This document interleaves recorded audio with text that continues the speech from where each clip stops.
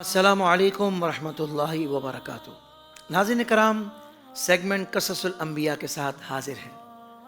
آج واقعہ ہے حضرت یوسف علیہ السلام کے کرتے کا۔ حضرت یوسف علیہ السلام کے بھائیوں نے جب ان کو کنویں میں ڈال کر اپنے والد حضرت یعقوب علیہ السلام سے جا کر یہ کہہ دیا کہ حضرت یوسف علیہ السلام کو بھیڑیا کھا گیا، تو حضرت یعقوب علیہ السلام کو بے انتہا رنج و قلق اور بے پناہ صدمہ ہوا۔ وہ اپنے بیٹے کے غم میں بہت دنوں تک روتے رہے اور بکثرت رونے کی وجہ سے بینائی کمزور ہو گئی تھی۔ پھر برسوں کے بعد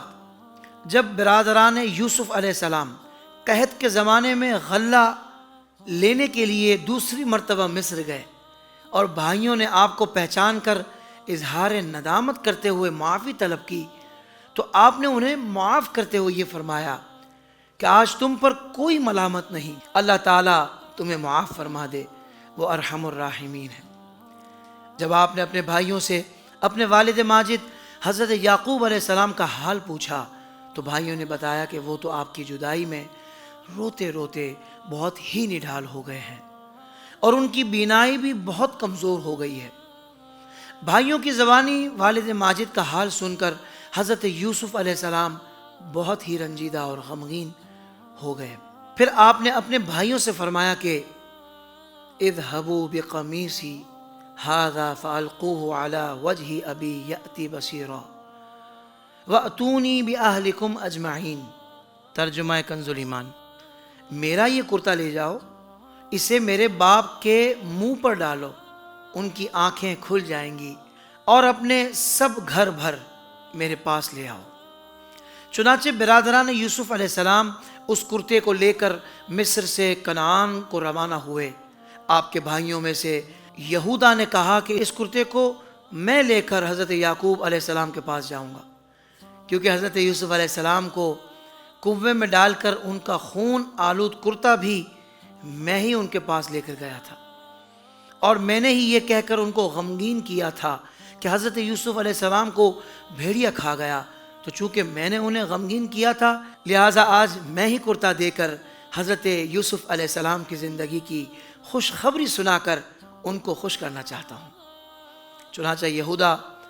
اس پیراہن کو لے کر 80 کوس تک ننگے سر برہنہ پا دوڑتا ہوا چلا گیا۔ راستے کی خوراک کے لیے 7 روٹیاں اس کے پاس تھیں، مگر فرط مسرت اور جلد پہنچنے کے شوق میں وہ ان روٹیوں کو بھی نہ کھا سکا اور جلد سے جلد سفر طے کر کے والد محترم کی خدمت میں پہنچ گیا۔ یہودا جیسے ہی کرتا لے کر مصر سے کنعان کی طرف روانہ ہوا، کنعان میں حضرت یعقوب علیہ السلام کو حضرت یوسف علیہ السلام کی خوشبو محسوس ہوئی، اور آپ نے اپنے پوتوں سے فرمایا انی لاجد ریح یوسف لولا ان تفندون۔ ترجمہ کنز ایمان، کہا بے شک میں یوسف کی خوشبو پاتا ہوں، اگر مجھے یہ نہ کہو کہ سٹ یعنی بہک گیا ہے۔ آپ کے پوتوں نے جواب دیا کہ خدا کی قسم آپ اب بھی اپنی اس پرانی وارفتگی میں پڑے ہوئے ہیں، بھلا کہاں یوسف ہے، وہ کہاں ان کی خوشبو؟ لیکن جب یہودا کرتا لے کر کنعان پہنچا، جیسے ہی کرتے کو حضرت یعقوب علیہ السلام کے چہرے پر ڈالا تو فوراً ہی ان کی آنکھوں میں روشنی آ گئی۔ چنانچہ اللہ تعالیٰ نے قرآن مجید میں فرمایا کہ فَلَمَّا أَن جَاءَ الْبَشِيرُ أَلْقَاهُ عَلَى وَجْهِهِ فَارْتَدَّ بَصِيرًا قَالَ أَلَمْ أَقُلْ لَكُمْ إِنِّي أَعْلَمُ مِنَ اللَّهِ مَا لَا تَعْلَمُونَ۔ ترجمہ کنز ایمان، پھر جب خوشی سنانے والا آیا، اس نے وہ کرتا یعقوب کے منہ پر ڈالا، اسی وقت اس کی آنکھیں پھر آئیں، دیکھنے لگی۔ کہا میں نہ کہتا تھا کہ مجھے اللہ کی وہ شانیں معلوم ہیں جو تم نہیں جانتے۔ یہودا مصر سے حضرت یوسف علیہ السلام کا کرتا لے کر جیسے ہی کنعان کی طرف چلا، حضرت یعقوب علیہ السلام نے کنعان میں بیٹھے ہوئے حضرت یوسف علیہ السلام کی خوشبو سونگھ لی۔ اس بارے میں حضرت شیخ سعدی علیہ الرحمہ نے ایک بڑی ہی نصیحت آموز لذیذ حکایت لکھی ہے جو بہت ہی دلکش اور نہایت ہی کیف آور ہے۔ حضرت یعقوب علیہ السلام سے جن کے فرزند گم ہو گئے تھے۔ کسی نے یہ پوچھا کہ اے عالی ذات اور بزرگ عقل مند، آپ نے مصر جیسے دور دراز مقام سے حضرت یوسف علیہ السلام کے کرتے کی خوشبو سونگھ لی،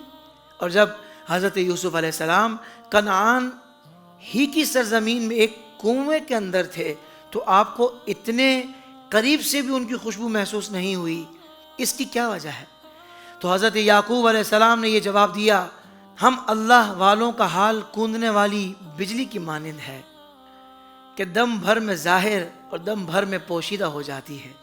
کبھی تو ہم لوگوں پر اللہ تعالیٰ کی صفات نورانیہ کی تجلی ہوتی ہے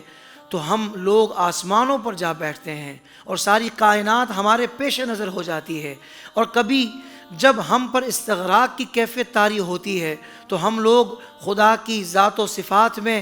ایسے مستغرق ہو جاتے ہیں کہ تمام ما سوا اللہ سے بے نیاز ہو جاتے ہیں، یہاں تک کہ ہم اپنی پشت پا کو بھی نہیں دیکھ پاتے۔ یہی وجہ ہے کہ مصر سے پیراہن یوسف علیہ السلام کو ہم نے سونگھ کر اس کی خوشبو محسوس کر لی، کیونکہ اس وقت ہم پر کشفی کیفیت طاری تھی، مگر کنعان کے کنویں میں جب ہم کو حضرت یوسف علیہ السلام کی خوشبو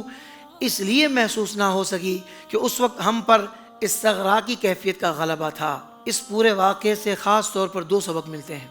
ایک یہ کہ اللہ والوں کے لباس اور کپڑوں میں بھی بڑی برکت اور کرامت پنہاں ہوتی ہے، لہٰذا بزرگوں کے لباس و پوشاک کو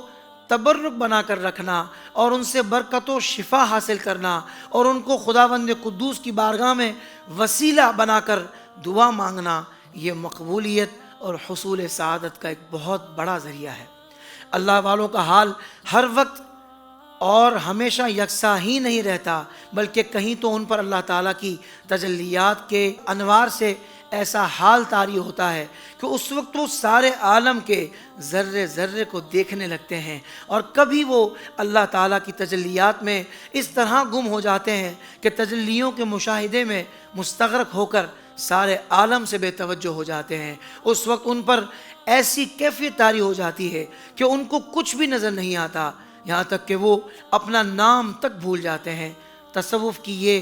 دو کشفی اور استغراقی کیفیات ایسی ہیں کہ جن کو ہر شخص نہیں سمجھ سکتا، بلکہ ان کیفیات اور احوال کو وہی لوگ سمجھ سکتے ہیں جو صاحب نسبت و اہل ادراک ہیں، جن پر خود یہ احوال و کیفیات طاری ہوتی رہتی ہیں، اور اس حال و کیفیت کا طاری ہونا